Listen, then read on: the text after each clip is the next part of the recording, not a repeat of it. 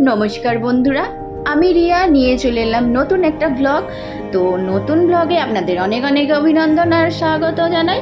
আমি বাগনান থেকে সাঁতরাগাছি যাওয়ার উদ্দেশ্যে রওনা দিয়ে দিয়েছিলাম। চলে গিয়েছিলাম ওখান থেকে নিউ মার্কেট ধর্মতলা।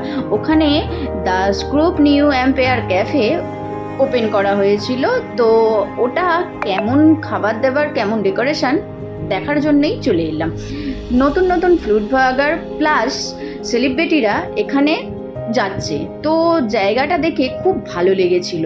আমরা ভাবলাম আমরাও একবার গিয়ে ঘুরে আসবো, কারণ আমরাও নতুন নতুন খাবারের খোঁজ আর নতুন নতুন রেস্টুরেন্টের খোঁজ নিয়ে চলে আসি। সেই জন্য দেখুন, ডেকোরেশনটা খুবই সুন্দর ছিল, প্লাস এখানকার স্টাফেদের বিহেভিয়ার খুবই ভালো ছিল। ও যতক্ষণ পারেন আপনারা না খাবার নিয়েও বসে থাকতে পারেন, ওরা কিছু বলবে না। যাদের লো বাজেট আছে তারা একদমই এখানে ভারী খাবার বা লাঞ্চ ডিনারের কথা ভাববেন না। এখানের খাবার দাবার খুবই কস্টলি, তাই যদি স্ন্যাক্স খেতে চান খুবই ভালো পাওয়া যায়। না হলে এই চিকেনের কিছু আইটেম নিয়ে নেবেন সিঙ্গেল, সেটাও খুব ভালো। আমরা নিয়ে নিয়েছিলাম চিকেন রেশমি কাবাব প্লাস কফি। কফিরও এখানে খুব কস্টলি দাম আছে। তো আমরা বাগনানে যে রেস্টুরেন্টগুলো যাই সেখানে থেকে তো অনেকটাই প্রাইসটা হাই আছে।